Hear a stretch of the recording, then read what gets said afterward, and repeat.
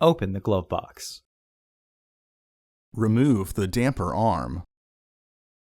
Push in on both sides of the glove box to release the stops.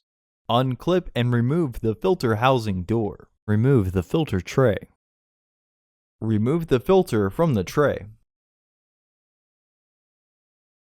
Install your new filter into the tray.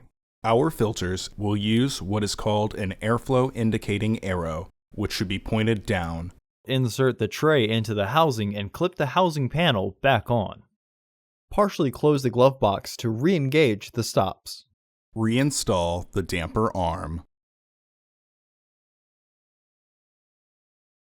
Close the glove box. Order your parts today at filterheads.com. Also, please like our video and subscribe to our channel so you won't miss any new content.